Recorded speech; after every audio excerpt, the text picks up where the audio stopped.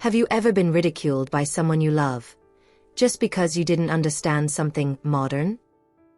Have you ever felt that uncomfortable silence after a laugh that seemed harmless but tore you apart? Well, that's exactly what I experienced. There, standing in the middle of the living room, holding my phone with trembling hands, listening to my own grandson laugh at me in front of the whole family.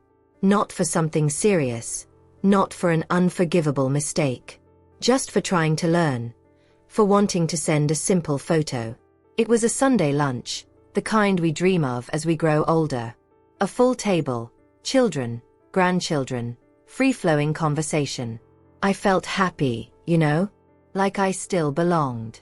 So I approached Lucas, my 17-year-old grandson, cell phone in hand, and asked quietly, "Can you show me how to send this photo to your aunt?" He looked at me, made an exaggerated face, and blurted out loud, "You're so stupid, Grandma. Leave it alone." That echoed. People laughed. Some looked embarrassed, others laughed along, as if it was some joke. I just smiled. That automatic smile, of someone trying to hide their shame with dignity. Inside, it was as if something had broken. Have you ever been there? Have you ever felt like a hindrance for trying to learn? Have you ever been treated like an old piece of furniture, one that no one wants to throw away out of respect, but no one wants to use either? At that moment, I felt exactly like that. Invisible, useless, outdated. I thought about everything I'd done for that family. The sleepless nights caring for my children, the hours spent on my feet sewing Lucas's school uniforms, the cakes I'd baked for each of his birthdays with so much love. And yet, there I was, being humiliated by him as if my time were up. I stood there, cell phone in hand, as if it were a gun pointed at my own memory. My fingers were sweating. My heart, even more so. I wanted to disappear. And for a moment, I almost apologized for asking. Look what we've come to. A grandmother, apologizing for trying to connect with her own family. And it's not just me. I know many of you experience this every day. That contempt disguised as a joke. The zero patience with those who have already forgotten more than they will ever learn. The lack of gratitude that hurts more than any physical pain. In everyone's eyes, it was just a silly moment.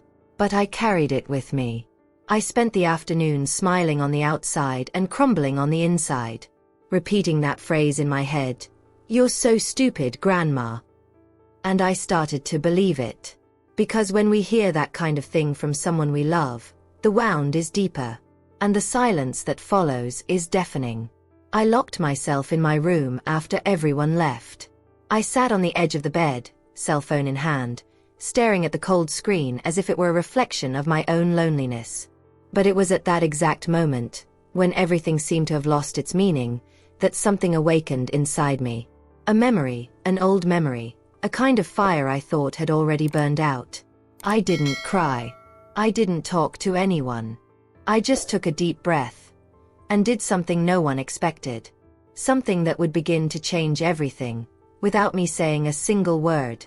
My name is Ruth. I'm 72 years old. And for most of those years, I've been someone no one had to teach to be strong.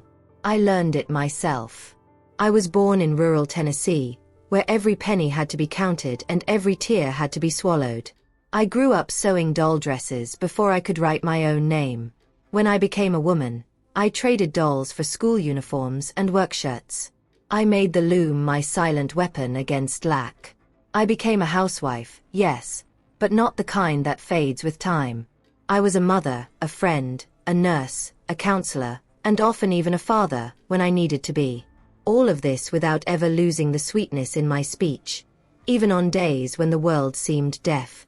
I raised my children with dignity, even when there was nothing but courage in the pantry.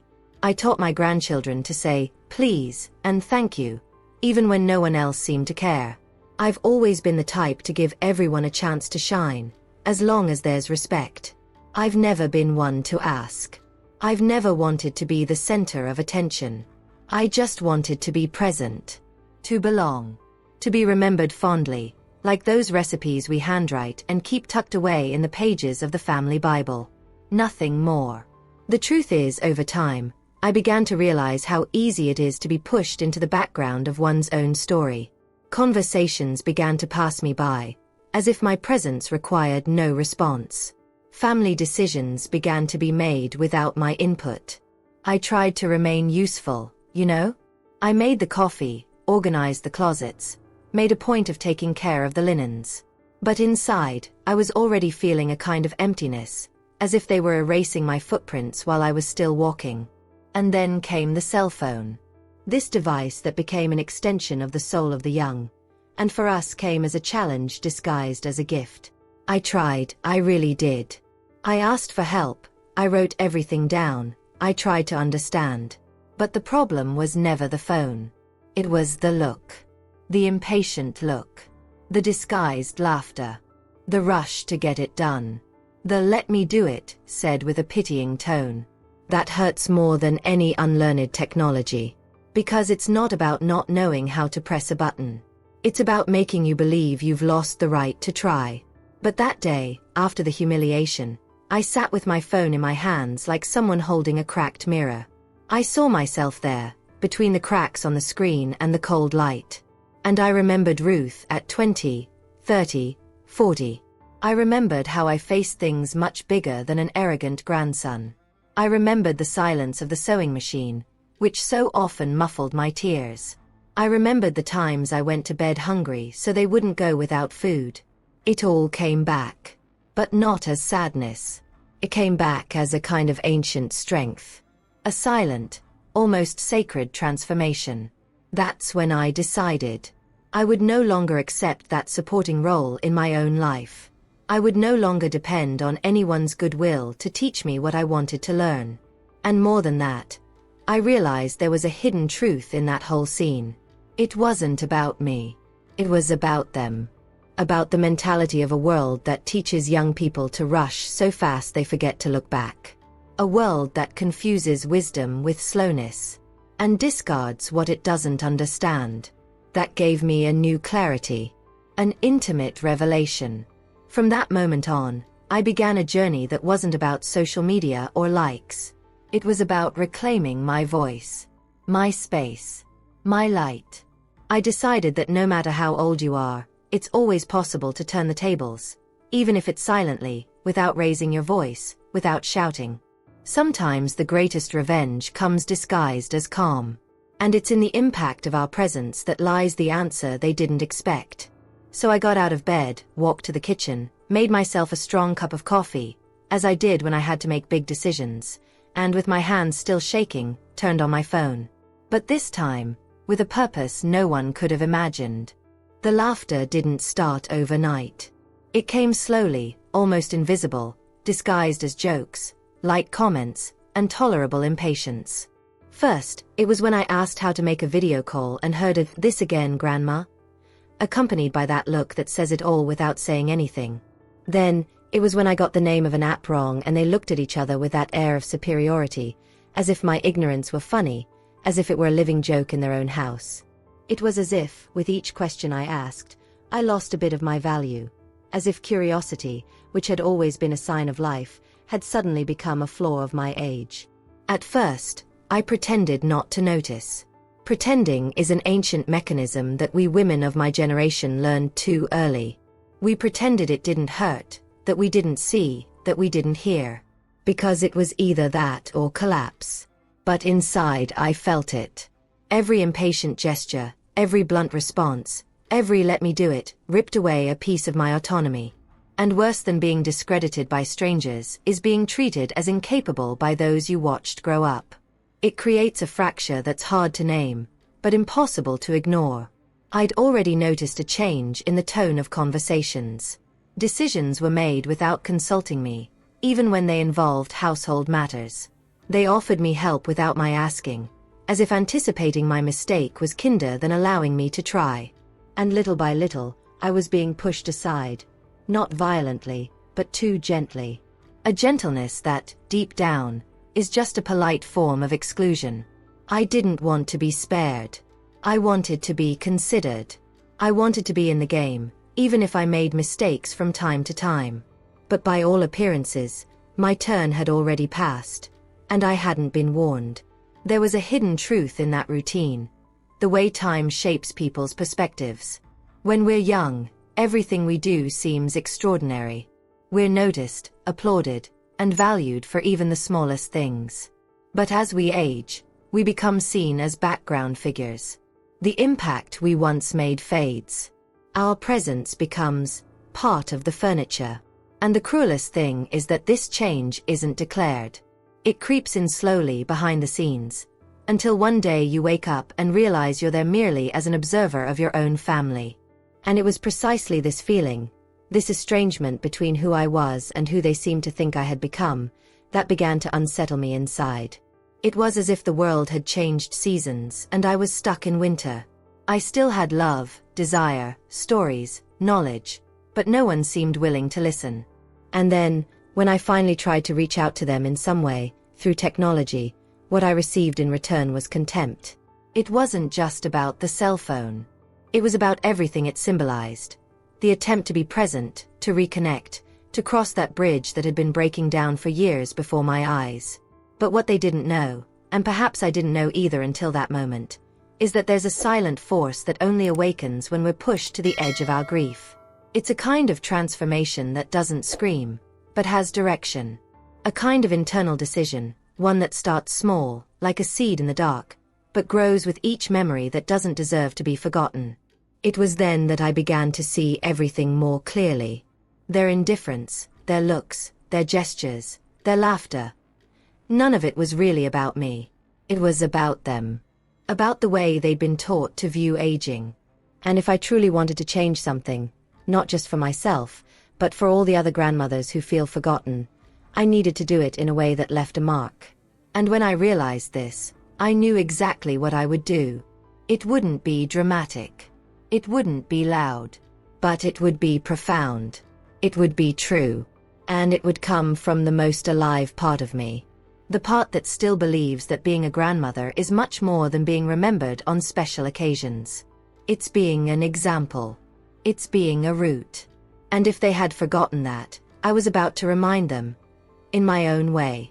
The next day, he arrived with a chocolate cake and a crooked smile.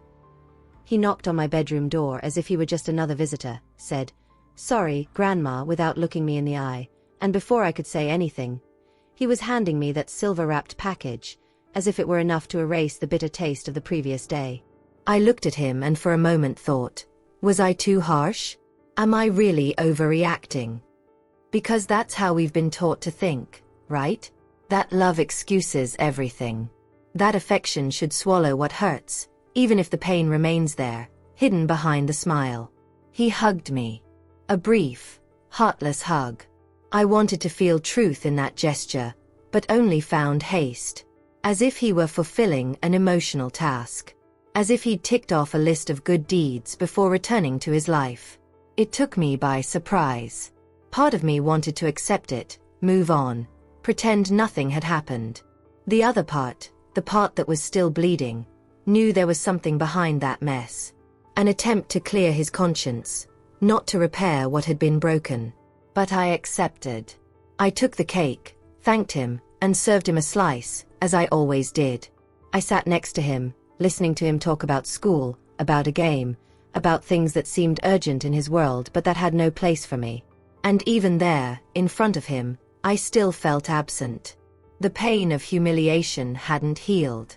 It had been numbed by a superficial attempt at reconciliation. And it's curious how the mind tries to protect us in these moments, making excuses, trying to justify other people's behavior as if it were our fault. But deep down, a part of me knew that apology was a relief for him, not for me. That night, as I cleared the table and put the rest of the cake in the fridge, I realized something important. The transformation I'd been searching for wouldn't come from outside. It wouldn't be him, nor anyone else, who would restore the value that had been taken from me with that sentence. This was something I would have to regain on my own. And this revelation brought me unexpected clarity. Because until then, I'd still been waiting for something. A change in behavior, a sincere gesture, perhaps even genuine repentance. But now I saw things differently. What I needed was presence. My own presence. I decided right then and there, that I would no longer leave my emotions in the hands of those who don't know the weight of a held-back tear. I understood that the respect they hadn't given me, I would have to restore. But not with confrontation, not with shouting, but with impact, with action, with truth. And in this process, I began to observe everything more closely. Every random word, every sidelong glance, every awkward silence. Everything began to take on new meaning. It was as if I had removed the blindfold of emotion and put on the lenses of lucidity. I began to see that the cake scene was just an unconscious strategy for maintaining comfort. A way to avoid guilt without dealing with the consequences. And how many times in life do we do this? How many times do we apologize to calm someone down, but then continue with the same mindset? This was a silent turning point in my journey. A shift in perspective. From that moment on, I stopped waiting for reparations and began to write my own reconquest. And this, for someone like me, who spent my whole life putting others first, was like opening a window in a room closed decades ago. And it was in this atmosphere of reflection that I decided something different. I would no longer be a spectator to my own story. I would no longer accept the small humiliations disguised as routine. If reconnecting with my family wouldn't come through empathy, it would come through impact. But not an impact that screams. One that inspires. One that transforms. One that elegantly reveals the truth hidden behind so much neglect. So that very night, I opened my notebook of old recipes, grabbed my phone, and began exploring a world that until then had seemed unreachable. Not out of obligation, but out of choice. Because if there's one thing life has taught me, it's that no one values what they don't know. And perhaps that was exactly what was missing, to introduce myself again. To show that behind that technology-awkward grandmother was a woman full of stories, strength, and a desire to be heard. And to do that, I had to start simply, but with intention.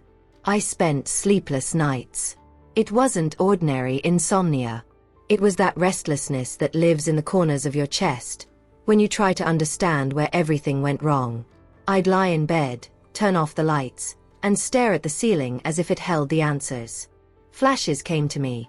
Memories so vivid they felt like scenes playing on a screen inside my head. And one, in particular, kept coming back with a vengeance. The Christmas I sold my only gold ring to buy the cell phone he so desired. That ring wasn't expensive. But for me, it had heirloom value. It was a gift from my father before he passed away. I kept it as if it were a piece of my history, a tangible memory of a love that was no longer here. But at that time, Lucas was 15. He was growing up, moving away, becoming a teenager. I saw in his eyes the desire for that new cell phone, the same one his friends had. And I, wanting to stay present in his life, did what so many mothers and grandmothers do. I sacrificed a part of myself to offer something that might keep him closer. I sold the ring quietly, secretly. I took the money and went to the store, my hands sweating, afraid of making a mistake. I carefully wrapped the gift, tied the bow twice, and placed it under the tree. That night, he opened the package, his eyes shining. He hugged me tightly, as if I'd given him the whole world. He told me I was the best grandma on the planet. I kept that hug inside me like a reward, like proof that, even with little, I could still touch his heart. And now I wondered where that boy had gone. Where had that glow, that gratitude, that sincere affection gone? How could the same boy who embraced me with so much love laugh at me so coldly? The answer, perhaps, lies in the way time changes people's perspectives. Or perhaps in how modern life teaches young people to rush so much that they forget to look back. Either way, that memory no longer came to hurt me. It came as fuel. As a kind of confirmation of what I already knew but didn't want to admit. I still had great value. And if he had forgotten that, I was about to remind him. It was in this mixture of pain and memory that I found a new mindset. A silent shift. Not a scream, but a firmness. A kind of resolve born of vulnerability, but transformed into strength. I understood, in that solitude between the night and the silence of the house, that my journey was not over. That there was still much to be done, said, felt. And more than that, that my story, however faded it seemed, could still make an impact. I began to see everything differently. My cell phone, which had previously been a symbol of distance, became a tool for reconnection. I began exploring videos, searching for tutorials, and jotting everything down in an old notebook that sat on my bedside table. I made a lot of mistakes. I erased, went back, and forgot. But each small achievement made me smile. Learning something new after 70 is like rediscovering that life still fits within you. That transformation has no deadline. And that starting over isn't shameful. It's courageous. It was during this process that I came up with the idea to record something. Not a professional video. Nothing special. Just me in the kitchen, teaching the recipe for homemade soap my mother taught me when I was still young. I thought, if this helps me to this day, maybe it will help someone else. It was simple, practical, and above all, full of history. I grabbed my phone, propped it on a stack of books, and began to speak. At first I was shy. My voice was low, my eyes averted from the camera. But little by little, I began to remember the conversations I'd had with my neighbors, the classes I'd taught at church, the advice that so often gave strength to those in need. And I began to let myself go. I recorded the entire video in one take. No editing, no tricks. Just me, my voice, and my truth. I didn't expect anything. I just wanted to prove to myself that I could still be part of this new world, even if no one had invited me.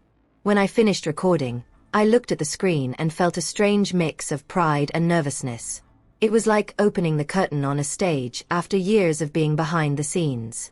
I didn't know it yet, but that video, simple, sincere, and almost improvised, was about to change a lot. And not just for me. The decision didn't come like a bolt of lightning. It wasn't sudden or grand. It came slowly, like a silent seed that sprouts first from within. I decided to learn. It was that simple. And more than that, I decided to learn on my own, without waiting for someone to explain it to me for the 1,000th time in that impatient voice, without relying on grandchildren who treated my desire as a nuisance. I wanted to discover it for myself. It wasn't about my cell phone anymore. It was about something bigger, reclaiming my place in their world, and in my own. I grabbed my old notebook, the one with the faded brown cover where I'd previously jotted down recipes, household bills, even some secrets known only to God and him. I began recording every discovery right then and there. How to download an app. How to record a video. How to send a file. Words that had previously caused me panic now became small steps on a new ladder. And with each new entry, I felt like I was regaining something that had been ripped from me without my realizing it. Autonomy. There were days when I'd spend nearly an hour trying to do a simple thing. When I failed, I'd take a deep breath, wash my face, and go back. There was something almost therapeutic about that process. Because each mistake showed me that I was still alive. And alive with a hunger to learn. It was like reconfiguring my mindset, stepping out of the role of a bystander and becoming the protagonist of my own journey again.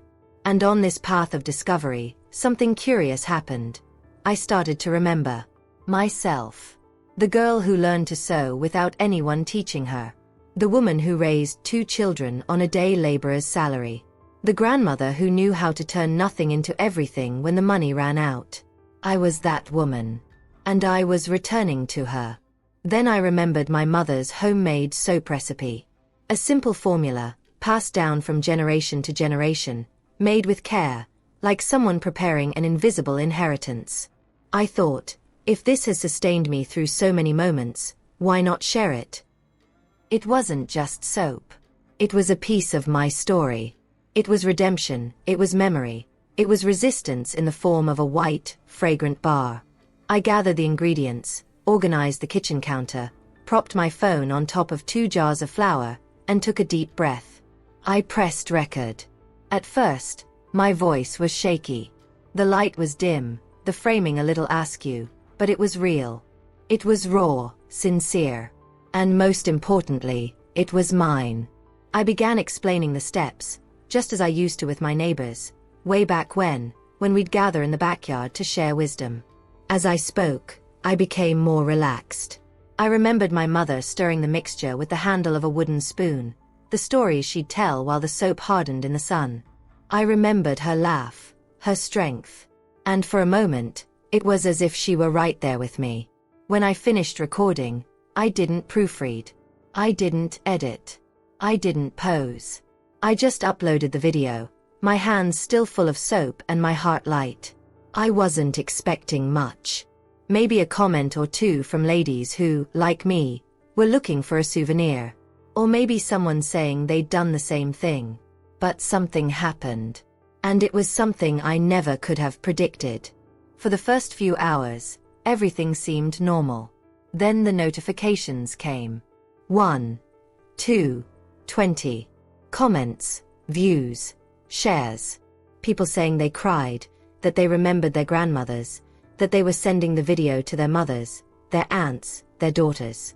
Something there touched me deeply. It was as if that video had broken an invisible barrier between generations. As if, suddenly, what I had to say mattered again. And not just to my family, but to people in places I never imagined I'd reach. It was a silent yet powerful revelation. A living reminder that when we share the truth, the answer always comes. Maybe not in the way we expect, but it does. And there, between one notification and another, I realized something inside me had changed. That feeling of uselessness that had haunted me for the past few years began to dissolve. Not because I had become famous, but because I had reconnected with something essential.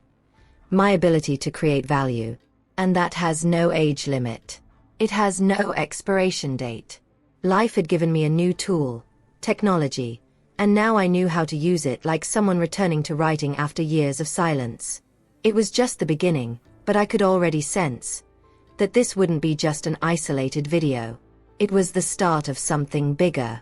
Something that, even without me knowing it, was already transforming everything around me. It was strange to think that, after so long feeling invisible, all it took was a shaking camera over 2 pots, a simple recipe, and my sincere voice to awaken something I'd thought was lost. And perhaps the most beautiful thing about all of this was realizing I wasn't alone.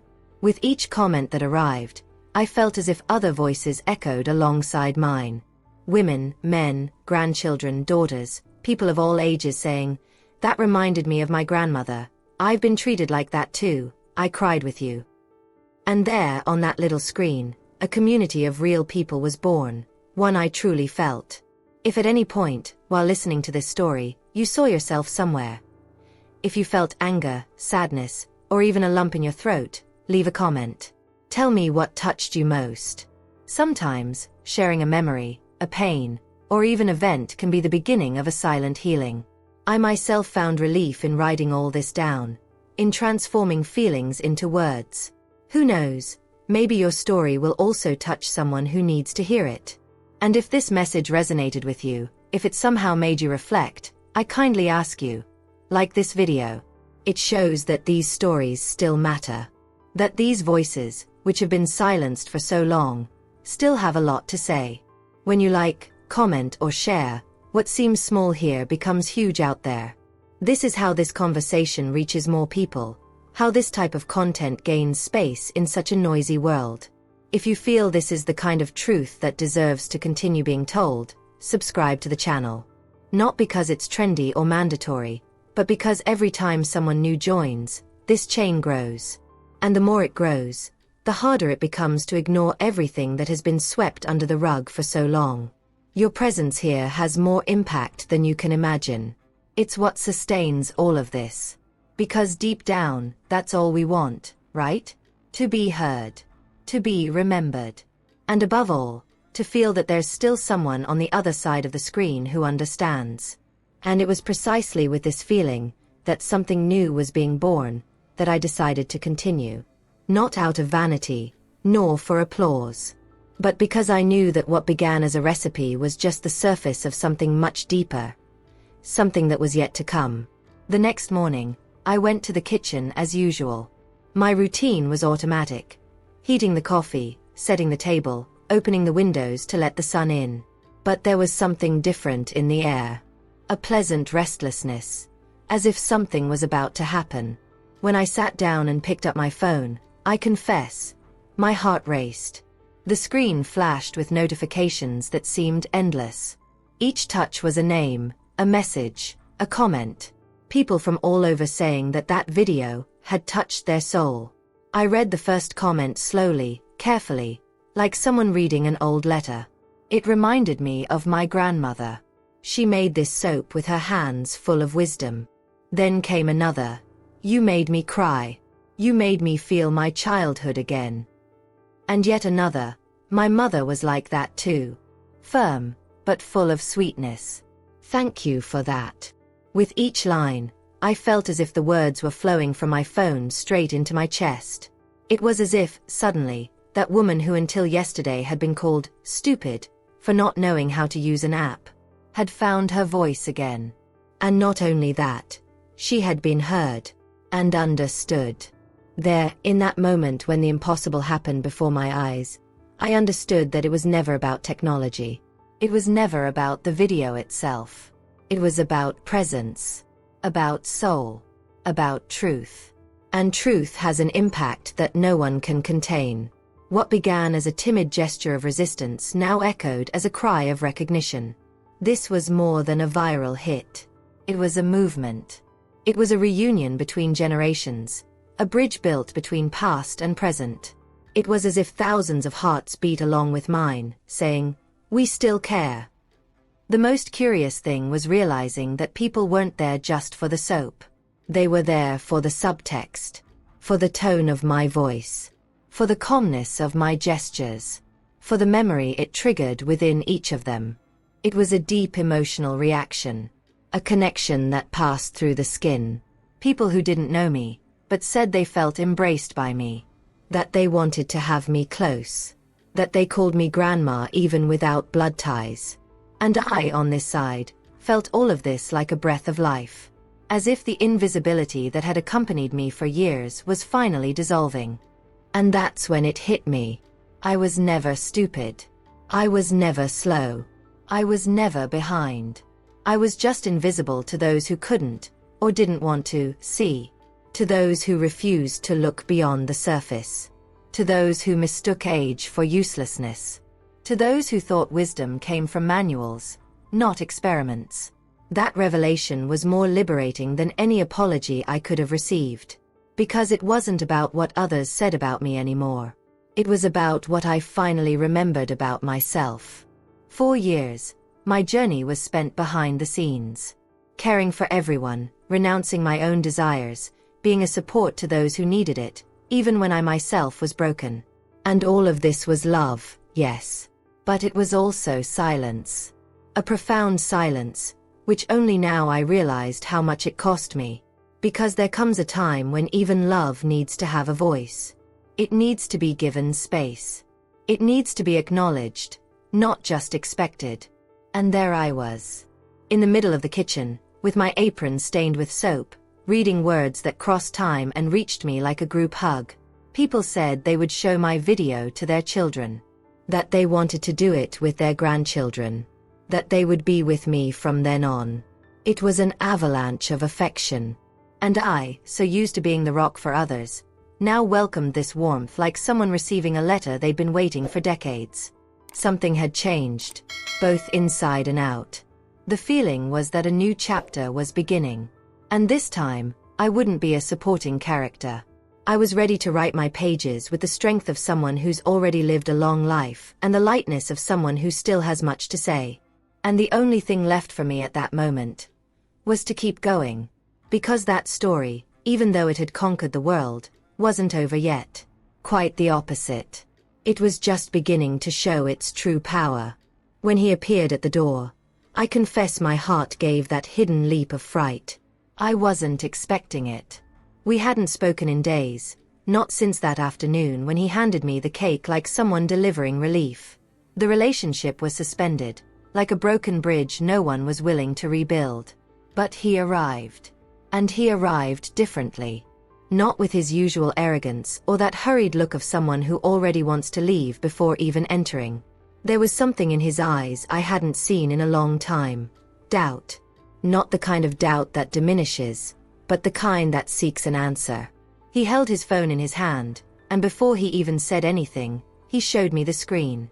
It was my video. The same one I'd recorded alone, with soap on my fingers and memory in my heart. The view count was climbing steadily. He pointed at it like someone trying to figure out a riddle. "Grandma, are you famous?" he asked, with an awkward smile, somewhere between surprise and disbelief. I took a deep breath. That was the opening. The exact moment where the truth could enter without having to shout. I looked at him calmly. A calm that wasn't the absence of pain, but the presence of awareness. "No, dear. I'm not famous. I just showed the world that I still know how to teach. Too bad you forgot to listen." I said this without any hurt in my voice. It was just a statement.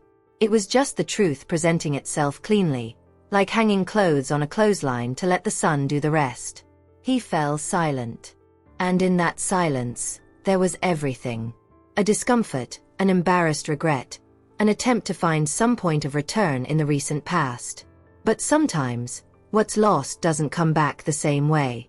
And perhaps that was the beginning of his understanding.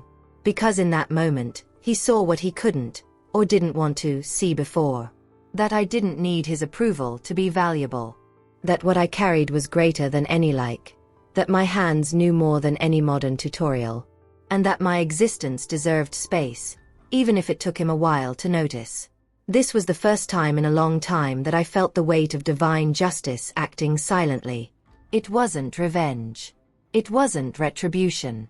It was simply balance. A kind of natural return to life, where hidden truths finally come to light. Where what was ignored returns with force and asserts itself through its own consistency. And there, before that boy who once called me stupid, I was whole. Not because of success, but because I had found myself again. While he was still trying to digest what he was seeing, I walked to the kitchen and made some coffee. I placed the cup on the table as I had when he was a child. The smell filled the room, mingled with the scent of freshly made soap. It was a simple gesture, but loaded with meaning. This was my territory, my living memory. And he, for the first time in years, seemed willing to sit and listen, not out of obligation, but out of genuine interest. A kind of listening that can't be forced, that only arises when pride gives way to curiosity. It was at that moment that I realized how real impact happens. Not when we shout to be heard, but when we live with such truth that others fall silent to listen. Because there is undeniable power in what is done with soul. And my video, my speech, my presence, carried that soul. That's why it worked. That's why it touched so many people. Because there was no marketing. There was no rehearsed script. It was just me, being who I am, with everything I carry, with my entire story embroidered in every word I said. He stayed a while longer. He asked things he'd never asked before. He looked at me intently. And although there was still a chasm between us, something had changed. His mindset. The way he saw me. And more than that, the way I saw myself. For the first time in a long time, I didn't feel small in his eyes. And that was priceless. The conversation flowed, as if a part of the bridge had been rebuilt there, in the silence between one sip of coffee and the next. But I knew there was still more to be experienced, more to be said. The journey didn't end with that meeting. Life, with all its complexity, still had chapters in store, and I was ready to keep writing. With a firm voice, a clear heart, and with the certainty that now, I was no longer invisible. Today, my routine is different. Not because life has become easier or because I've stopped experiencing pain. The pain remains, especially in my joints and, occasionally, in my heart. But now, all of this comes with a different flavor. A flavor of conscious new beginnings, the kind we choose to live with our feet firmly on the ground and our heads held high, even if the world continues to push us into a corner.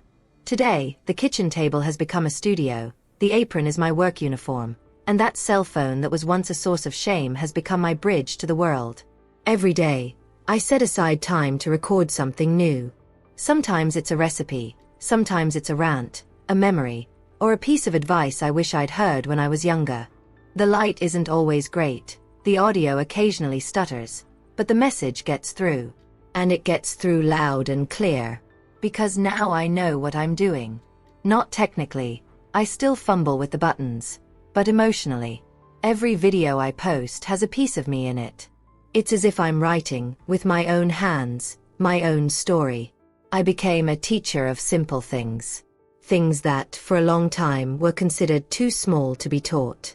But today I see that what's missing in the world isn't technology. It's memory. People want to know how to make soap, yes, but what they really want is to feel they belong to something bigger. That there's an emotional legacy that won't be lost.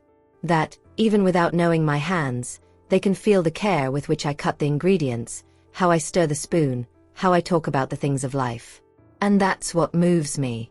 Sometimes I get messages from young people saying they watch me with their grandmothers, or that they've come to value their parents more after hearing one of my stories. There are also those who say they've started talking to a family member again, or that they felt embraced just by listening to me. And that's the kind of impact we can't measure. It doesn't come with a number. It comes with meaning. It's as if, little by little, I'm rebuilding not only my identity, but also small bridges between people who've lost touch with each other. The most beautiful thing about all this is realizing how truth, even when it comes in simple terms, has power. Sometimes I find myself laughing to myself when I misspell an app name or confuse the record button with the take a picture button. But today I laugh. Because now I own my voice. And my time. And that changes everything. I no longer need to rush to please, nor apologize for trying. This freedom I've achieved didn't come as a gift. It came from a continuous effort to stand up even when they tried to break me. It came every time I looked in the mirror and said, "You're still here, and that's what matters." Over time, I created new rituals. I started writing letters to myself. Small reminders of everything I've faced, of everything I've overcome in silence. I keep these letters in a small wooden box next to my bed. When sadness hits, because it still does, and it's not a shame to return, I open one of them and read it. It's my way of not forgetting. Of keeping alive the flame of the woman who endured everything without losing her sweetness.